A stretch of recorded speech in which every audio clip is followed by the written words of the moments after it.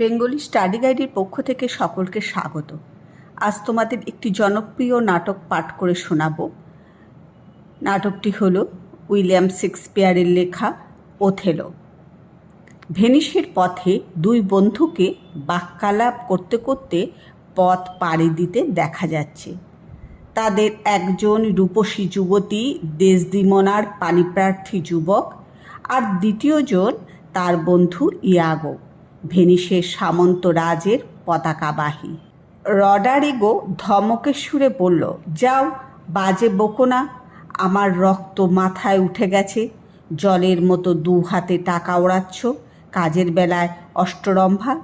নইলে এত বড় একটা কাণ্ড ঘটে গেল, ভুলেও আমাকে জানানোর দরকার মনে করলে না? তুমি তো আমাকে কিছু বলার সুযোগই দিচ্ছ না। আমি যদি ঘুণাক্ষরেও ব্যাপারটা জানতাম, এমনকি সামান্য আঁচটুকুও পেতাম, তবে না হয় আমাকে এমন করে কথা বলতে পারতে। দেখো, তোমার কথায় আমি বিশ্বাস করেছিলাম। সেনাপতি ওথেলোর ওপর তোমার মনে জমাট বাঁধা ঘৃণা, জাত ক্রোধ রয়েছে। অন্য রকমই বা এখন বুঝছো কী করে? আমার মন থেকে সেই ঘৃণা যাবার নয়। আমাকে সহকারী সেনাপতির পদে বহাল করার জন্য কয়েকজন তো রীতিমতো আদা জল খেয়ে লেগেছেন। আমিও জানি ও পদ আমি পাবার যোগ্য। কিন্তু নচ্ছারটা কি বললে যেন? বললে আমার সহকারী আমি আগে ভাগেই নিযুক্ত করে রেখেছি। মাইকেল কেশিওকেই নাকি তার খুব পছন্দ। তার যুদ্ধবিদ্যার দৌড় কেবলমাত্র বইয়ের পাতার মধ্যে সীমাবদ্ধ। আর যে বহু যুদ্ধক্ষেত্রে বীরত্বের পরিচয় দিয়েছে, সেই আমি রইলাম হতাশার দলে। কেশিও হলেন সেনাপতির সহকারী। আমি হলে পতাকা ধরার আগে তার ফাঁসির দড়িটা শক্ত করে ধরতাম। এমন গোলামির কপালে ঝাঁটা মেরে অন্য কোথাও চলে যেতাম। ধৈর্য ধরো ভাই, মাথা ঠান্ডা করো। আমার মতলব হাসিল করার জন্যই গোলামি করছি। মুনিব হওয়া সবার ভাগ্যে ঘটে না। এই যে সেলাম ঠুকছি কেন? কেবলমাত্র নিজের কাজ হাসিল করবার জন্য। তারা আমার ভেতরটা যা দেখছে, আসলে আমি মোটেই তা নয়। সে যাই বলো না কেন, ওই কিম্ভূত কিমাকার ওথেলোটার বরাত খুব ভালো বলতে হবে, নইলে অমন রূপ সৌন্দর্যের আকর ডেসডিমোনার প্রেম লাভ করে কি করে? তুমি বা মুখ বুজে সহ্য করছো কেন? তার বাপকে ডেকে ব্যাপারটা চোখে আঙুল দিয়ে দেখিয়ে দাও না কেন? চেঁচামেচি করে দুপুর রাত্রে ঘুম ভাঙিয়ে দাও, উত্তক্ত করে তোলো। তার মেয়ে ঘর ছেড়ে পালিয়েছে বললে হই হট্টগোল শুরু করে দাও। নচ্ছারটা টের পাক, মধু খেতে গেলে মৌমাছির কামড়ও সহ্য করতে হয়। রোডারিগো দু পা এগিয়ে একটা বেশ বড়সড় বাড়ির দিকে তাকিয়ে বলল, এটাই তো তার বাপের বাড়ি। আমি তবে চেঁচামেচি করে সবার ঘুম ভাঙিয়ে দিই, কি বলো?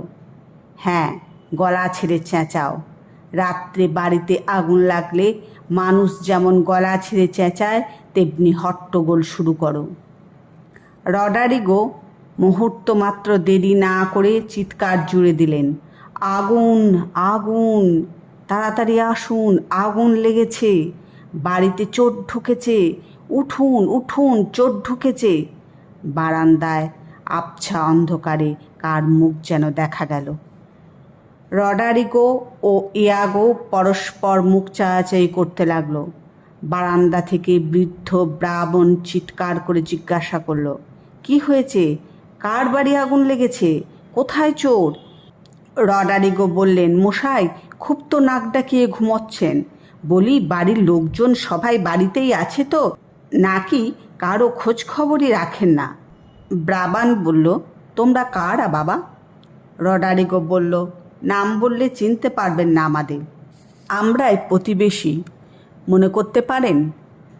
আমার আপনার হিতৈষী প্রতিবেশী। যা যা বলছি করুন, ঘরে গিয়ে খোঁজ নিয়ে দেখুন বাড়ির সবাই ঠিকঠাক বাড়িতেই আছে কি না। ইয়াগো বললেন, রডারিগো, লোকটা এবার নিচে নেমে আমাদের সাক্ষী মানবে। সেনাপতির বিপক্ষে যাওয়া আমাদের উচিত হবে না। কেলে সোনাকে বরখাস্ত করতে পারবে না, 2-4টে ধমক ধামক দিয়ে ছেড়ে দেবে। সাইপ্রাস দ্বীপে যুদ্ধ বেঁধেছে, সেনাপতিকে সেখানে না পাঠালে কেলেঙ্কারি হয়ে যাবে। তার মতো দক্ষ যোদ্ধা কাকে আর পাবে? তাই আমার মনে যত আক্রোশী থাক, ওপর সদ্ভাব রাখতেই হবে। বুড়োটা নেমে এলো। লোকজন জড়ো হলে সবাইকে বড় সরাইখানার দিকে নিয়ে যাবে। তারা ওখানেই রয়েছে, বামাল শুদ্ধ পেয়ে যাবে। আমি ধারে কাছে থাকব, সময় মতো ঠিক জুটে যাব। কথা বলতে বলতে ইয়াগো এগিয়ে চললেন। চাকর বাকরদের নিয়ে মশাল হাতে নিয়ে বুড়ো দোতলা থেকে নেমে রডারিগোর কাছে এলো। তার চোখে হতাশার ছাপ।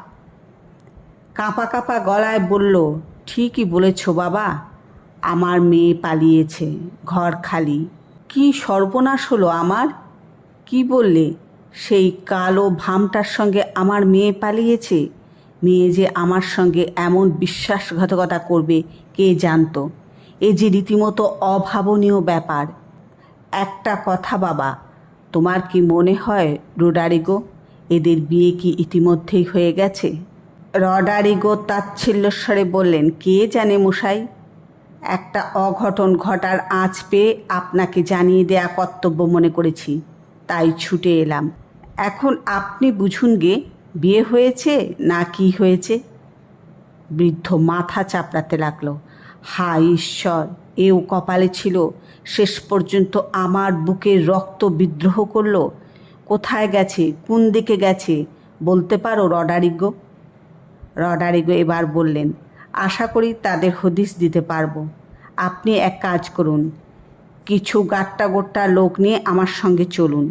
বৃদ্ধ বলল, তাই চলো বাবা, ঈশ্বর ভাগ্যি তোমাকে জোগাড় করে দিয়েছিলেন, নইলে খবরটাও যে পেতাম না। কথা বলতে বলতে সবাই রডারিগোর পিছন পিছন হাঁটতে লাগলো। ভেনিস নগরীর কর্মচঞ্চল এক রাস্তা, রাস্তার দুধারে উইল গাছের সারি।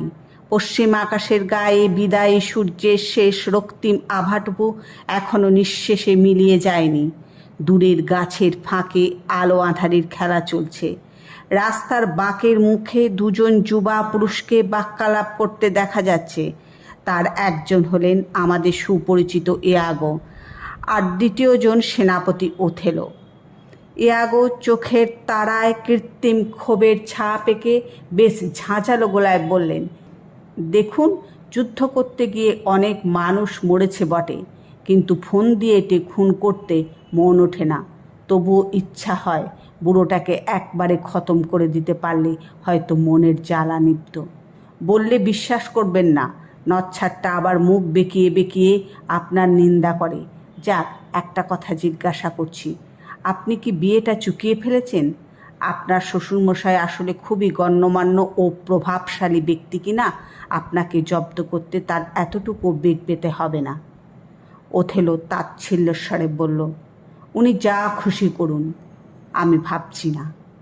আমি এ রাজ্যের জন্য বহুবার বুকের রক্ত দিয়েছি। যত প্রভাবশালী তিনি হন না কেন, তার কোনো অভিযোগই ধোপে টিকবে না, আমার দৃঢ় বিশ্বাস। আর একটা কথা জেনে রাখবেন, রাজবংশে আমার জন্ম। যে নারীকে আমি লাভ করেছি, আমি সব দিক থেকে তার যোগ্য। আর আমি ডেসডিমোনাকে মনে প্রাণে ভালোবেসেছি বলেই তো বিয়ের আসরে আমাকে যেতেই হয়েছে। এমন সময় অদূরবর্তী একটা মশালের আলোর দিকে ওথেলোর চোখ পড়ল। তিনি মুহূর্তকাল আলোটার দিকে অপলক চোখে তাকিয়ে থেকে জিজ্ঞাসা করলেন, মশাল মনে হচ্ছে, কে আসছে যেন? ইয়াগো আর চোখে মশালটার দিকে তাকিয়ে বললেন, মনে হচ্ছে আপনার শ্বশুরমশাই আলো নিয়ে অভ্যর্থনা করতে আসছেন। কয়েক সেকেন্ডের মধ্যেই তাদের সন্দেহ দূর হলো। কয়েকজন রাজ কর্মচারী সহ কেশিও সেখানে হাজির হলেন। কেশিও যথাযথ অভিবাদন করে নিবেদন করলেন, সেনাপতি মশাই, সামন্তরাজ আপনাকে স্মরণ করেছেন। এখনই একটিবার চলুন।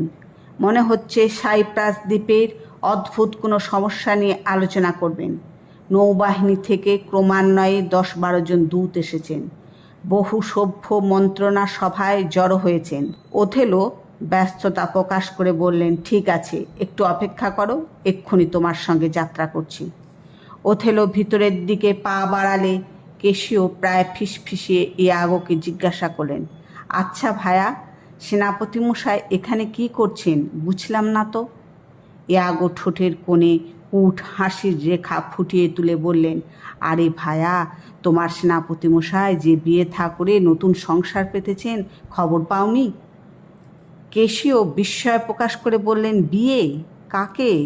কবে বিয়ে করেছেন? জানতাম না তো। ওথেলো ব্যস্ততার সঙ্গে সেখানে এলেন। ঠিক তখনই চিৎকার চেঁচামেচি করতে করতে ডেসডিমোনার পিতা বৃদ্ধ ব্রাবান সেখানে উপস্থিত হলেন। তার পিছনে রোডারিগো। রোডারিগো ওথেলোর দিকে অঙ্গুলি নির্দেশ করে বললেন, মশাই, এই যে চোর, এই আপনার মেয়েকে চুরি করেছে, পাকা চোর, জেলে দিন। ব্রাবন খেকিয়ে উঠলেন, পাজি ছুঁচো কোথাকার, চোর বেটা, আমার বাড়িতে ডাকাতি করেছিস, দিনে ডাকাতি, আমার মেয়েকে তুক করেছিস তুই, মায়াজালে বশীভূত করেছিস, নইলে বিয়ে করার ব্যাপারে যার একান্ত আপত্তি ছিল সে কেন বাড়ি থেকে পালিয়ে গিয়ে এমন করে সবার মুখে চুনকালি দিতে যাবে? তোর মতো কদাকার এক যুবকের গলায় বরমালা পরাতে যাবে? বানরের গলায় মুক্তোর মালা কি শোভা পায় কখনো? তোর আচরণের স্পষ্ট প্রতীয়মান হচ্ছে কুৎসিত জাদুবিদ্যায় আমার অমন সুন্দর মেয়েটাকে তুই বশীভূত করেছিস। তোর জানা থাকা উচিত ছিল কুৎসিত জাদুবিদ্যার প্রয়োগ আইন বহির্ভূত।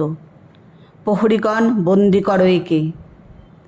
ওথেলো শান্ত স্বাভাবিক স্বরেই বললেন, ভাই সব, তোমরা শান্ত থাকো। এবার ব্রাবনের দিকে ফিরে বললেন, আমাকে বন্দি করতে চাচ্ছেন? ভালো কথা, কিন্তু কোথায় যাবেন এটুকু অন্তত বলুন। কারাগারে। আপাতত কারাগারের অন্ধকার কুঠুরিতেই তোর স্থান হবে। সেখানে জবাবদিহি করতে হবে, আইনসঙ্গত বিচার হবে তোর। উত্তম ব্যবস্থা, কিন্তু একটা কথা, সামন্তরাজ কি এতে তুষ্ট হবেন? বিশেষ জরুরি প্রয়োজনে আমাকে নিয়ে যাবার জন্য তার দূত এসেছে, এই দেখুন। দূতের দিকে এক পলক তাকিয়ে নিয়ে বিস্ময় প্রকাশ করলেন ব্রাবন। বলে উঠলেন, সে কি, সন্ধ্যা গড়িয়ে রাত্রি হয়ে গেছে, এমন সময় সামন্তরাজের দূত? ঠিক আছে, আমি তবে সেখানেই আমার অভিযোগ জানাবো। আমার এই ঘোরতর সর্বনাশকে নিশ্চয়ই রাজামশাই ও সভাসদরা নিজেদের সর্বনাশ জ্ঞান করবেন। ঠিক আছে, তাই চলো, আমিও সেখানেই যাচ্ছি। ওথেলোর পিছন পিছন ক্রোধোন্মত্ত ব্রাবণও হাঁটতে লাগলেন। ঘটনাস্থল ভেনিস নগরের মন্ত্রণা সভা। সভাসদ পরিবেষ্টিত হয়ে সামন্তরাজ বসে আছেন। উপস্থিত সবার মুখেই দুশ্চিন্তার ছাপ, সবার মুখেই এক কথা, তুরস্কের নৌবাহিনী সাইপ্রাস দ্বীপের দিকে চলেছে। সমূহ বিপদের হাত থেকে অব্যাহতির উপায় নিষ্কারণ করাই এই মুহূর্তে প্রধান এবং প্রথম কর্তব্য। এমন সময় দূতের সঙ্গে ওথেলো সেখানে প্রবেশ করলেন। সবার পিছনে বৃদ্ধ ব্রাবণও ভিতরে এসে একটা আসন দখল করলেন। সামন্তরাজ উচ্ছ্বসিত আবেগের সঙ্গে বললেন, এই যে আসুন, আসুন বীরশ্রেষ্ঠ সেনাপতি ওথেলো, আশা করি আপনার দেহ মন সুস্থ। এই মুহূর্তে আপনার অভিজ্ঞতা প্রসূত পরামর্শ ও সাহায্য সহযোগিতা আমাদের কাছে একান্ত অপরিহার্য। যথোচিত অভিবাদন করে বৃদ্ধ ব্রাহ্মণ বললেন, আমার ক্ষেত্রেও সহযোগিতা অপরিহার্য বলেই মনে করি। দেশের ও দশের কল্যাণে আমিও রাত্রের ঘুম বিসর্জন দিয়ে ছুটে আসিনি, এসেছি নিজের তাগিদে। আমার বুকের আগুন। সামন্তরাজ আগ্রহান্বিত হয়ে জিজ্ঞাসা করলেন, কি হয়েছে, কেউ মারা গেছেন নাকি? ব্রাবান চোখ মুছে বললেন, আমার পক্ষে তাই বটে, আমার মেয়েকে জাদু বলে ভুলিয়ে নিয়ে গেছে মহারাজ। সামন্তরাজ দৃঢ়তার সঙ্গে বললেন, আপনার মেয়েকে ভুলিয়ে নিয়ে চলে গেছে? আপনি নিশ্চিত থাকতে পারেন সুবিচার হবেই, সে যে দুর্বৃত্তই হোক না কেন। যত আপনার লোক হোক না কেন শাস্তি তাকে পেতেই হবে। আমি কথা দিচ্ছি আপনি নিজে তার বিচার করবেন, যোগ্য শাস্তি দেবেন। যুবরাজও যদি অপরাধী সাব্যস্ত হয় রেহাই পাবে না। ব্রাবান আশ্বস্ত হয়ে বললেন, অভয় যখন দিলেন তবে বলছি মহারাজ, আমার অভিযোগ এই কেলে ভূত কদাকার ওথেলোর বিরুদ্ধে। সামন্তরাজ কয়েক মুহূর্ত নীরবে কাটিয়ে একসময় ওথেলোর দিকে মুখ তুলে বললেন, তোমার বিরুদ্ধে উনি অভিযোগ করতে এসেছেন, আত্মপক্ষ সমর্থনে তোমার কোনো বক্তব্য আছে কি? ওথেলো ধীরে ধীরে বলতে লাগলেন, মহারাজ, উনি ঠিকই বলেছেন। ওনার মেয়েকে ভালোবাসার মর্যাদাস্বরূপ পত্নীর সম্মান দান করেছি। আপনি তো জানেন আমি যুদ্ধ বিগ্রহ নিয়ে মেতে থাকি। সংসারের নিয়মকানুন আমার জ্ঞান বুদ্ধির বাইরে। আপনি যদি ধৈর্য ধরে শোনেন তবে আমি সংক্ষেপে আমার প্রণয় কাহিনী নিবেদন করতে পারি, কোনো মোহিনী মায়া বা জাদু বলে। ওথেলোর মুখের কথা কেড়ে নিয়ে ব্রাবান বলে উঠলেন, মহারাজ, আমার মেয়ের মতো আদর্শ কুমারী যে স্বেচ্ছায় এই কেলে ভূতটার গলায় বরমাল্য পরিয়ে দেয়নি, আশা করি সহজেই অনুমান করতে পারছেন। আমি নির্দ্বিধায় বলতে পারি, মন্ত্রপুত কোনো ওষুধ প্রয়োগ করেই নচ্ছারটা আমার মেয়ের মাথাটা খেয়েছে। সামন্তরাজ ধমকেশ্বরে বললেন, বাজে কথা রাখুন। অপরাধের সত্যতা বিচার করতে প্রমাণই একমাত্র নির্ভরযোগ্য। সভাসদদের মধ্য থেকে একজন বললেন, সেনাপতি মশাই, বলুন তো, কুমারীর মন জয় করতে আপনি কি মন্ত্রপুত কোনো ওষুধ ব্যবহার করেছিলেন? ওথেলো স্বাভাবিক স্বরেই বললেন, আমার অনুরোধ, আমার স্ত্রীকে ডেকে আনুন। যদি তার কথায় আমার অপরাধ প্রমাণ হয় তবে যে কোনো শাস্তি দেবেন মাথা পেতে নেব। কুমারীর হৃদয় আমি অন্য 10 জন প্রেমিকের মতোই ভালোবাসা দিয়ে জয় করেছি, অবশ্যই কোনো জাদু মন্ত্রে নয়। আপনারা তো জানেন আমার যৌবনের একটা বিরাট ভগ্নাংশই কেটেছে যুদ্ধক্ষেত্রে। সংসারের নিয়মকানুন সম্বন্ধে সম্পূর্ণ অজ্ঞ আমি। অন্তরের অন্তঃস্থল নিগড়ে ভালোবাসা দিয়েছি আমার প্রেয়সীকে, পেয়েছিও যথেষ্ট। তাই বলছি কি? ব্রাবান তাকে বাধা দিয়ে বললেন, মিথ্যের ফুলঝুরি, সবই মন গড়া গল্প মহারাজ। আমি নিঃসংকোচে বলতে পারি মন্ত্রপুত ওষুধ আমার মেয়ের রক্ত পর্যন্ত দূষিত করে দিয়েছে। সামন্তরাজ বললেন, দেখুন, প্রমাণ ছাড়া কোনো সিদ্ধান্তেই পৌঁছাতে পারি না আমরা। ওথেলো বললেন, আপনারা বরং আমার স্ত্রীকে এখানে আনার ব্যবস্থা করুন। আমাদের বিয়ের আগে আমার পরম শ্রদ্ধাস্পদ শ্বশুরমশাই আমাকে খুবই স্নেহের চোখে দেখতেন, প্রায় নিমন্ত্রণ করে বাড়ি নিয়ে যেতেন। আমার মুখ থেকে যুদ্ধের কাহিনী শুনতেন পরম আগ্রহে। তার মেয়ের আগ্রহ কম লক্ষিত হতো না। তিনি দীর্ঘশ্বাস ফেলে প্রায়ই বলতেন, বিধাতা যদি আমার জন্য এমন একজন বীরপুরুষ সৃষ্টি করতেন, কি আনন্দই না হতো। আপন করে নিতাম হৃদয়ের উষ্ণ আলিঙ্গনে। সত্য বলতে কি, তার ইঙ্গিত পেয়ে আমি ধাপে ধাপে এগিয়ে যাই, প্রেম নিবেদনে প্রয়াসী হই। ক্রমে আমরা একে অন্যকে কাছে টানি, একে অন্যের ব্যথার ব্যথী হতে পারি। এর মধ্যে তো জাদুর খেলা বা মায়ামন্ত্রের কিছু আছে বলে আমি মনে করি না।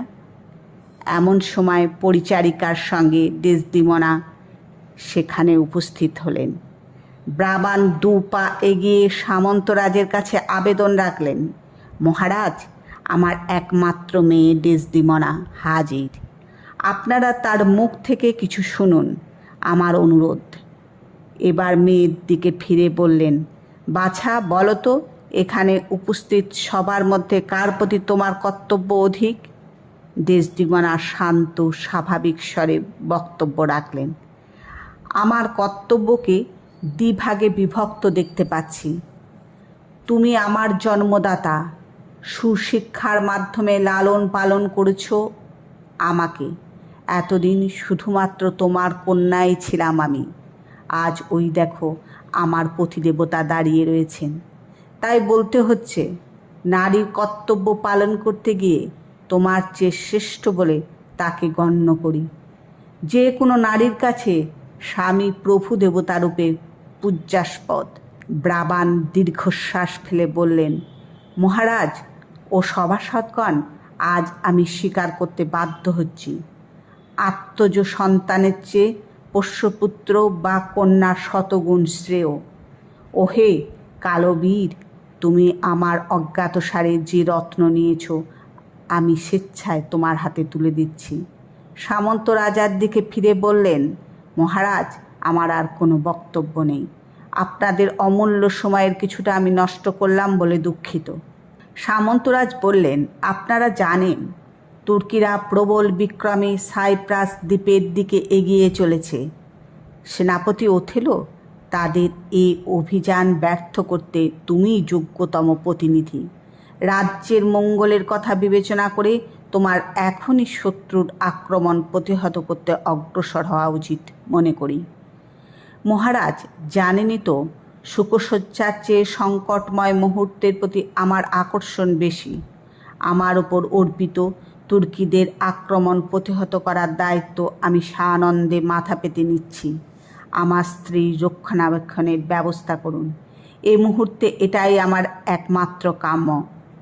সামন্তরাজ বললেন, তিনি চাইলে পিতৃগৃহে থাকতে পারেন। ব্রাবান রাজামশাইয়ের প্রস্তাবে অসম্মতি জানালেন। ওথেলো এই ব্যবস্থায় আপত্তি জানালেন। ডেসডিমোনা এগিয়ে এসে বললেন, পিতার চক্ষুশূল হয়ে পিতৃগৃহে বসবাস আমারও যথেষ্ট আপত্তি রয়েছে। আমার মনের কথা বলছি, শুনুন। যার অনুরাগে আমি ঘর ছেড়ে বেরিয়ে এসেছি, সুখ দুঃখ কোনো অবস্থাতেই তাকে ত্যাগ করব না। তার বীরত্বের গৌরবের কাছে আমার মন প্রাণ সমর্পণ করেছি। তিনি যখন মৃত্যু হাতে নিয়ে যুদ্ধক্ষেত্রে শত্রুর মুখোমুখি দাঁড়াবেন, তখন আমি নিশ্চিন্ত আরামে দূরে থাকতে পারি না। তাই আমার ঐকান্তিক কামনা, যুদ্ধক্ষেত্রে আমার স্বামীর কাছে থাকতে, তার সহগামিনী হতে অনুমতি দিন। ওথেলো বললেন, মহারাজ, আমারও প্রার্থনা, আমার সহধর্মিণীকে যুদ্ধক্ষেত্রে আমার কাছাকাছি থাকার অনুমতি দিয়ে বাধিত করুন। আমি পরমেশ্বরের নামে শপথ নিচ্ছি, আমার ওপর আপনারা যে গুরুদায়িত্ব অর্পণ করেছেন, আমার স্ত্রী সঙ্গে থাকলেও আমি মুহূর্তের জন্য কর্তব্যচ্যুত হব না। যদি আমি মদন দেবী ক্রীড়াপুত্তলি হয়ে তুচ্ছ আমোদ প্রমোদে মগ্ন থাকি, বিলাসে আমার কার্যশক্তি ক্ষয় হয়, স্বেচ্ছাচার কর্তব্যকে কলুষিত করে, তবে আমার শিরভূষণ যেন নারীদের রন্ধন পাত্রে পরিণত হয়, আর যেন আমার খ্যাতিকে অপযশে কলুষিত করে। সামন্তরাজ বললেন, ওথেলো, তোমার কর্তব্যজ্ঞানের প্রতি আমার যথেষ্ট আস্থা রয়েছে। স্ত্রীকে সঙ্গে করে যুদ্ধক্ষেত্রে যাওয়ার অনুমতি তোমাকে দিলাম। অবিলম্বে যাত্রার জন্য প্রস্তুত হও তোমরা। সামন্তরাজ ও সভাসদদের কাছ থেকে বিদায় নিয়ে ওথেলো সস্ত্রীক যুদ্ধক্ষেত্রের উদ্দেশ্যে পা বাড়ালেন। সুদক্ষ যোদ্ধা ওথেলোর ওপর তুর্কি আক্রমণের সার্বিক দায়িত্ব অর্পণ করে সামন্তরাজও নিশ্চিন্ত মনে সভাকক্ষ ত্যাগ করলেন।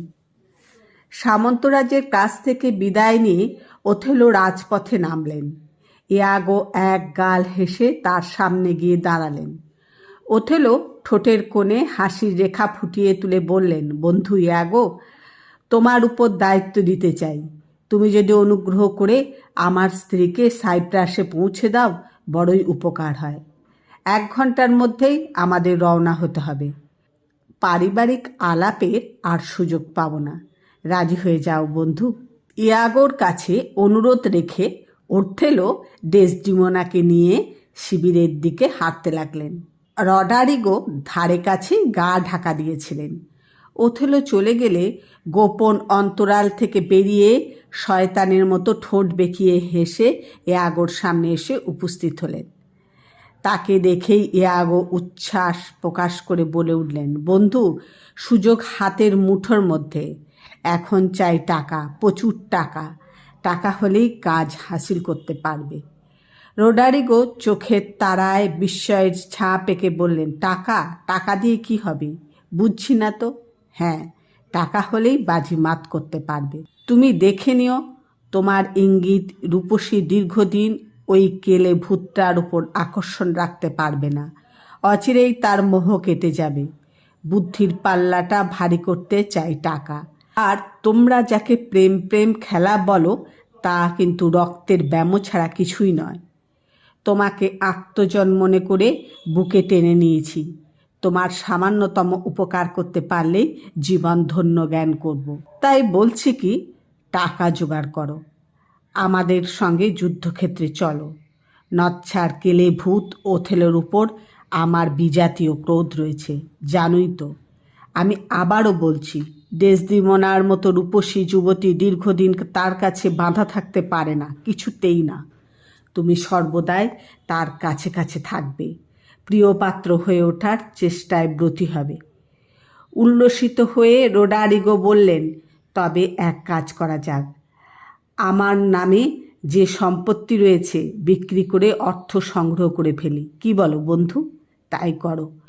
তবে যা করবে তাড়াতাড়ি করা চাই, কিন্তু মন খারাপ করবে না। সম্পত্তি গেলে উদ্যম সম্বল করে পুনরুদ্ধার করা সম্ভব, কিন্তু এই সুযোগ হাতছাড়া করলে রূপ সৌন্দর্যের আকর ডেসদিমোনাকে কোনো দিনই পাওয়া যাবে না। রোডারিগো আশান্বিত হয়ে বিদায় নিলে ইয়াগোর মুখে কপটতার ছাপ ফুটে উঠল। তিনি দাঁতে দাঁত চেপে আপন মনে বলে উঠলেন, আমার দৃষ্টিতে ওথেলো ও রোডারিগো সমান অপদার্থ। রোডারিগোর টাকার থলিটাকে আমি শুধুমাত্র ব্যবহার করতে চাই। এই মুহূর্তে তার টাকাগুলো আমার কাছে একান্ত অপরিহার্য। কেলে মোষ ওথেলোর ওপর আমার বিজাতীয় ঘৃণা। তাছাড়া নচ্ছারটা আমার প্রেয়সী ডেসডিমোনাকে আমার কাছ থেকে কেড়ে নিয়েছে। সেনাপতি ওথেলো রোডারিগোকে খুব সৎ ও বন্ধুবৎসল বলে জানে। তার বিশ্বাসটুকু সম্বল করেই আমাকে ধাপে ধাপে উদ্দেশ্য সিদ্ধির দিকে এগিয়ে যেতে হবে। তাকে তিনি নিজের সহকারী নিযুক্ত করতে চেয়েছেন। অপূর্ব সুযোগ ডেসডিনার কাছাকাছি থাকার। তার উপর রোডারিগোর চেহারাটাও সন্দেহ করার মতো। তার প্রতি ডেসডিমোনার আসক্ত। কোনো রকম একবার চাউর করে দিতে পারলেই হলো।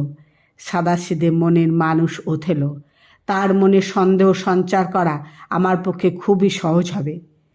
সাধুকে সহজেই ভণ্ড বানিয়ে কাজ হাসিল করতে পারব, সন্দেহ নেই। পথ পেয়ে গেছি, আর ভাবনা নেই। ঘটনাস্থল সাইপ্রাস বন্দর। বন্দরের লোকের ভিড়ে মন্টানোকে দেখা যাচ্ছে, হাত নাড়িয়ে নাড়িয়ে কার সাথে যেন বাক্যলাপ করছেন। মন্টানো সমুদ্রের দিকে দৃষ্টি নিবদ্ধ রেখেই বললেন, সমুদ্রের বুকে কিছু দেখা যাচ্ছে না। কি বলো? কাল রাত্রে যেরকম ঝড়ের তাণ্ডব গেছে, তুর্কি বাহিনীর জাহাজ নিঘাত ঝড়ের কবলে পড়ে টুকরো টুকরো হয়ে গেছে। এমন সময় অন্য একজন ভদ্রলোক হন্তদন্ত হয়ে ছুটে এসে জানালেন, গত রাত্রে বিধ্বংসী ঝড়ের তাণ্ডবে তুর্কিদের যুদ্ধজাহাজ ডুবে গেছে শোনা গেল। যাক, যুদ্ধ তবে শেষ, দুশ্চিন্তার অবসান হলো। মন্টানো বলে উঠলেন, তাই নাকি? আগন্তুক ভদ্রলোক উচ্ছ্বসিত আবেগের সঙ্গে বললেন, তবে আর বলছি কি, ভেনিস থেকে একটা জাহাজ একটু আগে আমাদের বন্দরে এসে ভিড়েছে। জাহাজের লোকেরা তুর্কি জাহাজের দুর্ঘটনার কথা বলা বলি করছিল। আর একটা কথা, সেই জাহাজের যাত্রী কেমিওর মুখে শুনলাম ওথেলোর জাহাজ পিছনেই আসছে। মহারাজ নাকি তার উপরেই এ দ্বীপের শাসনকর্তা অর্পণ করেছেন। ওথেলো হবেন সাইপ্রাস দ্বীপের শাসনকর্তা। প্রথম ভদ্রলোক বললেন, কিন্তু আমি যে শুনলাম সামুদ্রিক ঝড়ে নাকি ওথেলোর জাহাজটাকে কোথায় ভাসিয়ে নিয়ে গেছে, খোঁজ পাওয়া যায়নি। মন্টানো দীর্ঘশ্বাস ফেলে বললেন, ঈশ্বর, সেনাপতি ওথেলোকে রক্ষা করুন। চলো সমুদ্রের পাড়ে গিয়ে দাঁড়াই, তার জাহাজের প্রতীক্ষায় থাকি গে। ইতিমধ্যে কেশিও সেখানে উপস্থিত হয়েছেন। তিনি হাত দুটো ওপরে উত্থিত করে আবেগের সঙ্গে বলে উঠলেন, হায় ঈশ্বর, ভীষণ দুর্যোগে তাকে রক্ষা করুন। এমন সময় দূর সমুদ্র থেকে তোপধ্বনি ভেসে এলো। সবাই ব্যস্ত হয়ে সমুদ্রের দিকে ছুটলেন। অদূরে অস্পষ্ট একটা মাস্তুল সবার চোখের সামনে ভেসে এলো। তোপধ্বনিও হলো পরপর কয়েকবার। উপস্থিত সবাই ধরিয়ে নিলেন বন্ধু জাহাজ তোপধ্বনি করে অভিবাদন করছে। কিছুক্ষণের মধ্যে সুবিশাল জাহাজটা তীরে নোঙর করল। সেনাপতির পতাকাধারী ইয়াগোকে জাহাজ থেকে নেমে আসতে দেখা গেল। পিছনে রয়েছে ডেসডিমোনা। অপেক্ষারত সবাই ব্যস্ত হয়ে এগিয়ে এলেন।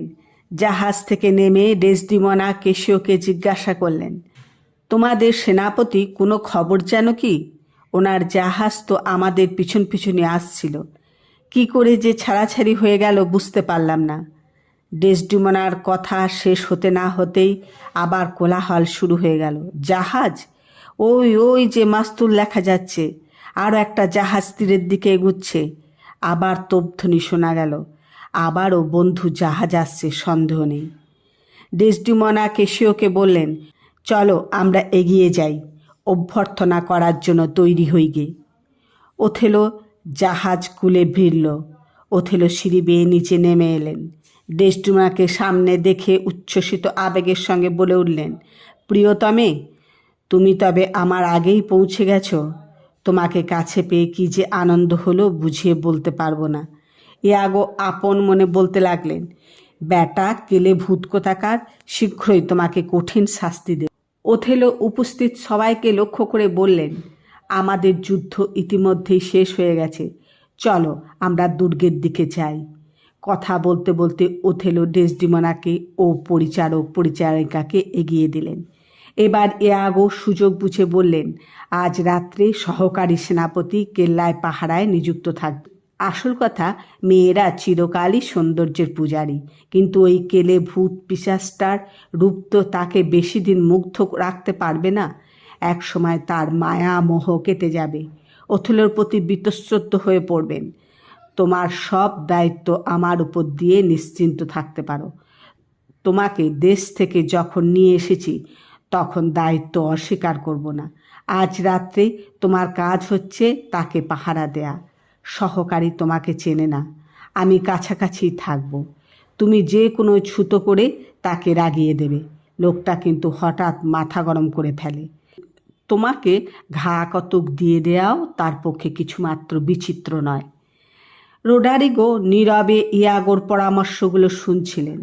ইয়াগো বলে চললেন, আর আমি তার অশোভন আচরণটুকুকে কাজে লাগাবো। স্থানীয় লোকদের তার বিরুদ্ধে খেপিয়ে তুলব। এতে তোমার বাঞ্ছা পূরণ অনেকটা সহজ হয়ে পড়বে। আর একটা কথা, কেল্লায় আমার সঙ্গে দেখা করতে ভুলো না। এখন তুমি আসতে পারো। রোডারিগো বিদায় নিলে ইয়াগো আপন মনে বলে উঠলে, হায় রে নির্বোধ, রূপ সৌন্দর্যের আকর ডেসডিমোনাকে যে আমিও পাশে পেতে চাই, চাই আমার শয্যাসঙ্গিনী করতে। তোমার নির্বুদ্ধিতাটুকু মূলধন করেই আমার অভীষ্ট সিদ্ধ করব। ঘটনাস্থল দুর্গ অভ্যন্তর। পূব আকাশে রক্তিম ছোপ দেখা দিয়েছে। সারা রাত্রি নাচ গান হই হুল্লোড় চলছে। যুদ্ধ শেষ, সবার মনে অনাবিল আনন্দের জোয়ার। ওথেলো পত্নীকে নিয়ে নিজের ঘরে যেতে গিয়ে সামনে সহকারী কেশিওকে দেখে থমকে দাঁড়ালেন। মুচকে হেসে বললেন, সৈন্যরা যুদ্ধ শেষে আনন্দ করছে, কিছু বলার নেই, কিন্তু খেয়াল রাখবে তা যেন অবশ্যই মাত্রা ছাড়িয়ে না যায়। ভালো কথা, বিকেলের দিকে একবারটি দেখা করবে, জরুরি প্রয়োজন। ইয়াগো যথার্থই সজ্জন, তার পরামর্শ মতো কাজ করবে। কথা বলতে বলতে ওথেলো ডেসডিমোনাকে নিয়ে নিজের ঘরের দিকে এগিয়ে গেলেন। এমন সময় ইয়াগো সেখানে গেলেন। তিনি আক্ষেপসূচক শব্দ উচ্চারণ করে বললেন, কি দুর্ভাগ্য দেখেছ, কর্তামশায় একটি রাত্রিও স্ত্রীর পাশে কাটানোর সুযোগ পেলেন না। এমন মনোলোভা একটা স্ত্রীরত্ন পেয়েও ভদ্রলোক নিশ্চিন্তে আনন্দ উপভোগ করতে পারলেন না। কেশিও বললেন, ডেসডিমোনার রূপের ব্যাখ্যা করা খুবই কঠিন। একটা হীরের টুকরো খোদাই করে যেন তার দেহলতাটি গড়ে তোলা হয়েছে। ইয়াগো বললেন, তার চপল চোখ দুটোর দিকে তাকালে স্পষ্টই মনে হয় সন্ধি করার জন্য কাছে ডাকছে। ভালো কথা, এক ভদ্রলোক তোমার সঙ্গে আলাপ করার জন্য বাইরে অপেক্ষা করছেন। কেশিও ব্যস্ত হয়ে বললেন, তাই নাকি? বাইরে দাঁড় করিয়ে রাখলে কেন, ভিতরে নিয়ে এসো। তারপর কি ভেবে বললেন, ঠিক আছে, আমিই যাচ্ছি, দেখি কি ব্যাপার। কেশিও ঘর ছেড়ে যাবার পর কয়েক মুহূর্ত পার না হতেই বাইরে তুমুল হৈহট্টগোল শুরু হয়ে গেল। ইয়াগো আশান্বিত হলেন, আপন মনে বলে উঠলেন, সাবাস রোডারিগো, আর দেরি নয়, বিদ্রোহ বিদ্রোহ বলে চিৎকার জুড়ে দাও। এবার তিনি ব্যস্ত হয়ে বাইরে গিয়ে চিৎকার করতে লাগলেন, আরে সহকারী মশাই, কি শুরু করলেন আপনারা? কি সর্বনাশ ঘটতে চলেছে! মন্টানো, তোমরা যে যেখানে আছো ছুটে এসো, আমি একা সামাল দিতে পারছি না। খুব সুন্দর ব্যবস্থা, চমৎকার পাহারাদার নিযুক্ত হয়েছে, আপনারা থামুন সহকারী মশাই, দোহাই আপনাদের। কেশিও আর রোডারিগো গলা ছেড়ে একে অন্যকে গালমন্দ করছেন। মন্টানো হন্তদন্ত হয়ে ঘটনাস্থলে উপস্থিত হলেন। চিৎকার চেঁচামেচি শুনে পরিচারকদের নিয়ে ওথেলো ছুটে এলেন। তিনি ধমকেশ্বরে বললেন, এ কি করছো তোমরা? ব্যাপার কি বলো তো? প্রজারা জানতে পারলে মুখ দেখানো দায় হবে। কি ব্যাপার ইয়াগো? কি নিয়ে এদের বিতণ্ডা বলো তো? ইয়াগো বললেন, আমি তো তাই ভাবছি হুজুর, একটু আগেও দেখেছি এরা বন্ধুর মতো হাসি ঠাট্টা গল্পগুজব করছে, তারপরে শুরু হয়ে গেল হাতাহাতি রক্তারক্তি কাণ্ড। ওথেলো বললেন, এ কি কেশিও, এ কি বর্বরের মতো আচরণ তোমার? কেশিও নিবেদন করলেন, অপরাধ নেবেন না মহারাজ, আমি কিছু বলবার আগেই ও আমার ওপর অতর্কিতে ঝাঁপিয়ে পড়ল, কিল চল লাথি মারতে লাগলো উন্মাদের মতো। ইয়াগো বললেন, মহারাজ, আমি সচক্ষে যেটুকু দেখেছি বলছি। হঠাৎ খুন খুন রব উঠল, ঠিক তখনই দেখি তরবারি হাতে সহকারী মশাই দাপাদাপি জুড়ে দিয়েছেন। কেশিও আর্তনাদ করে উঠলেন, এ কি হলো? আমার সুনামটুকু চোখের পলকে নিশ্চিহ্ন হয়ে গেল। ইয়াগো কৃত্রিম সমবেদনা প্রকাশ করে বললেন, এত সহজে মুচড়ে পড়লে কি আর চলে ভায়া? সুনাম নষ্ট হওয়ার জন্য ঘাবড়াচ্ছ কেন বলো তো? ঝোঁকের মাথায় অন্যায় না হয় করেই ফেলেছি একটা, তাই বলে সদাচরণের মাধ্যমে তাকে আর ফিরিয়ে আনতে পারবো না। হুজুরের কাছে ক্ষমা চেয়ে নাও, ঝামেলা মিটে যাবে। কেশিও কাঁদো কাঁদো স্বরে বললে, আমার কৃতকর্ম ক্ষমার অযোগ্য। আমার মতো মদ্যপ অসৎ কর্মচারী ক্ষমা ভিক্ষা চাইলে প্রভুকে বরং অপমানই করা হবে। ইয়াগো এবার জিজ্ঞাসা করলেন, লোকটা কে? তরবারি নিয়ে যাকে তাড়া করেছিলে, কে সে? কেনই বা তেড়ে গিয়েছিলে? কেশিও বললেন, কিছুই মনে করতে পারছি না, কেবলমাত্র কতকগুলো এলোমেলো গোলমেলে কথা আমার মাথার চারদিকে ভিড় করছে। এবার আর্তনাদ করে উঠলেন, এ কি করলাম আমি? এ কি দুর্বুদ্ধি আমার মাথায় চেপেছিল! এখন তো বেশ সুস্থ দেখছি। আচ্ছা, নেশা কাটলো কি করে বলো তো? সুরা শয়তানের কাঁধে ভর দিয়ে ক্রোধ এসে ভিড় করেছিল আমার উপর। আমি কোন মুখে তার সামনে গিয়ে দাঁড়াবো? তিনি হয়তো মুখের উপর বলে দেবেন, তুমি মাতাল, কাণ্ড জ্ঞানহীন। শোনো, এখন একটা রাস্তাই তোমার সামনে খোলা, তুমি সোজা সেনাপতি মহাশয়ের স্ত্রীর কাছে সব খুলে বলো, দোষ স্বীকার করে ক্ষমা প্রার্থনা করোগে। সেনাপতি মহাশয়ের স্ত্রী এখন প্রকৃত সেনাপতি, তার কথাই সেনাপতি মশাই ওঠেন বসেন। আমি তোমার সত্যিকারের বন্ধু, তাই উপযাচক হয়ে পরামর্শ দিলাম। তোমার পরামর্শ আমি মাথা পেতে নিচ্ছি, আমি এক্ষুনি যাচ্ছি, দোষ স্বীকার করে ক্ষমা চেয়ে নেব। কেশিও বিদায় নিলে ইয়াগোর মুখে কুড়ো হাসি ফুটে উঠল। নাটক শুরু হলো। সাধু উপদেশ দিয়ে কেশিওকে বিপদের প্রথম সারির দিকে ঠেলে দিলাম। এবার দেখা যাক কোথাকার জল কোথায় গড়ায়। ঘটনাস্থল সাইপ্রাস দ্বীপের সম্মুখস্থ প্রাঙ্গণ। কেশিও বিষণ্ণ মুখে ইয়াগোর সম্মুখে দাঁড়িয়ে। ইয়াগো তাকে প্রবোধ দিতে গিয়ে বলছেন, এমন করে মুচড়ে পড়লে তো চলবে না ভাই, ঘটনা যা ঘটার তা তো ঘটেই গেছে। এখন তোমার প্রধান কর্তব্য সেনাপতি ওথেলোকে তুষ্ট করা, আর তা করতে হলে তোমাকে ঘুরপথে যেতেই হবে। প্রথমে তুষ্ট করতে হবে তার স্ত্রী ডেসডিমোনাকে। কেশিও তেমনি বিষণ্ণমণি বললেন, তোমার পরামর্শ মতোই কাজ করব। এই মুহূর্তে তোমার সাহায্য আমার অপরিহার্য। তোমার স্ত্রীকে আমার সঙ্গে দাও, সেনাপতি স্ত্রীর সঙ্গে পরিচয় করিয়া দেবেন। ইয়াগো এক গাল হেসে বললেন, কেন দেবেন না, অবশ্যই পরিচয় করিয়ে দেবেন। ইয়াগোর ব্যবহারে কেশিও তাকে প্রকৃত হিতাকাঙ্ক্ষী ভেবে নিলেন, আর ইয়াগো সে সুযোগই নিতে যাচ্ছেন। কূটবুদ্ধি কাজে লাগিয়ে কাজ হাসিল করাই তার একমাত্র উদ্দেশ্য। তিনি কেশিওকে নিয়ে স্ত্রী এমিলিয়ার কাছে গেলেন। ইয়াগো অনেক আগেই স্ত্রীকে বুঝিয়ে শুনিয়ে তৈরি করে রেখেছিলেন। এমিলিয়া কেশিওর মুখে সব শুনে দীর্ঘশ্বাস ফেলে বললেন, তাই তো বড় সমস্যা বাঁধিয়ে বসেছেন দেখছি। তবে ব্যাপারটা আমি আগেই শুনেছি। একটু আগেও সেনাপতি মশাই স্ত্রীর সঙ্গে দুঃখ করছিলেন। উভয়ই আপনার ঘটনার জন্য অনুতপ্ত। কিন্তু সমস্যা হচ্ছে, আপনি যার গায়ে হাত দিয়েছেন তিনি এখানকার একজন গণ্যমান্য ব্যক্তি। তবে তারা এও বলা বলি করছিলেন আপনি নাকি সেনাপতি ও তার স্ত্রীর বড়ই স্নেহের পাত্র। আর সেনাপতি মহাশয়ের স্ত্রী আমার কাছে বলেছেন সুযোগ পেলেই তিনি নির্জনে আপনাকে কাছে ডেকে নেবেন। কেশিও নিবেদন করলেন, ভালো কথা, তবু আমার অনুরোধ, দয়া করে একটিবার সেনাপতি মহাশয়ের স্ত্রীর সঙ্গে দেখা করিয়ে দিন। এমিলিয়া মুচকি হেসে বললেন, ঠিক আছে, চলুন তবে। কেশিওকে নিয়ে এমিলিয়া ডেসডিমোনার ঘরে গেলেন। ডেসডিমোনার কাছে সবিনয় নিবেদন রাখলেন, মহাশয়া, ইনি আপনার ক্ষমাপ্রার্থী। এর কাজের জন্য আমার স্বামীও কম অনুতপ্ত নন। ডেসডিমোনা বললেন, কেশিও, তুমি মিছে মন খারাপ করবে না। আমি কথা দিচ্ছি তোমার প্রভুকে আমি বুঝিয়ে বলবো। তুমি আগের মতোই তার প্রিয় পাত্র থাকবে। সেনাপতি মহাশয়ের প্রতি তোমার আন্তরিক শ্রদ্ধার কথা আমার অজানা নয়। আমি যখন তোমাকে কথা দিয়েছি মিথ্যা হবে না। আমি প্রতিটি মুহূর্তে সেনাপতি মহাশয়ের কাছে শুধুমাত্র তোমার কথাই বলবো। দিনের পর দিন একই কথার পুনরাবৃত্তি ঘটলে তার মন থেকে তোমার উপর বিতৃষ্ণাটুকু মুছে যেতে বাধ্য। কেশিও আশ্বস্ত হয়ে বিদায় নিলেন। সন্ধ্যার পর ওথেলো সবার কাজ ছেড়ে ঘরে ফিরলেন। ডেসডিমোনা জানালার গড়ার ধরে খোলা আকাশের দিকে অপলক চোখে তাকিয়ে স্বামীর প্রতীক্ষায় প্রহর গুনছিলেন। স্বামীর পায়ের শব্দে ঘাড় ঘুরিয়ে তাকালেন। শারীরিক কুশলাদি জিজ্ঞাসাবাদ না করেই প্রসঙ্গ উত্থাপন করলেন, প্রভু, আমার প্রতি যদি তোমার এতটুকুও ভালোবাসা থাকে তবে আমার কথা রাখো। অনুতপ্ত তোমার সহকারী কেশিওকে ক্ষমা করো। আমার দৃঢ় বিশ্বাস ভদ্রলোক বাস্তবিক সজ্জন। দৈবচক্রে ঘটনাটা ঘটে গেছে, স্বেচ্ছায় বা পূর্ব পরিকল্পনা মতো অবশ্যই নয়।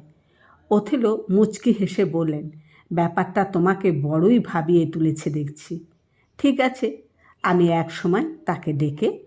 ডেসডিমোনা তার কথা কেড়ে নিয়ে বললেন, না, এক সময় নয়, আজ, এখনই ডাকো। আসামি যখন তোমার মতো উকিল ধরতে পেরেছে, ভয়ের কি আছে? তুমি কিন্তু আসল কথাটা এড়িয়ে যাচ্ছ। বলো, কখন তাকে ডেকে ব্যাপারটা মিটিয়ে নেবে? দাসীর মিনতি রাখো প্রভু। কিন্তু সমস্যা হচ্ছে, আজ ডাকার প্রশ্নই ওঠে না। কালও সমস্যা রয়েছে, সেনা অধ্যক্ষের আসার কথা আছে। ভালো কথা, কাল রাত্রে খাবার সময়, না হয় পরশু সকাল বা রাত্রে, কি বলো? তুমি বুঝতে চাচ্ছ না কেন? অপরাধ তুচ্ছ হলেও তার পরিতাপের সীমা নেই। কিন্তু আমার মনে হচ্ছে সে সামান্য তিরস্কার পাওয়ার মতো অপরাধ করেনি। তবে যুদ্ধ বিগ্রহের সময় লঘু অপরাধ করলেও গুরুদণ্ড দিতে হয়। সামান্য ব্যাপার নিয়ে এত ভাববার কী আছে? বুঝছি না তো।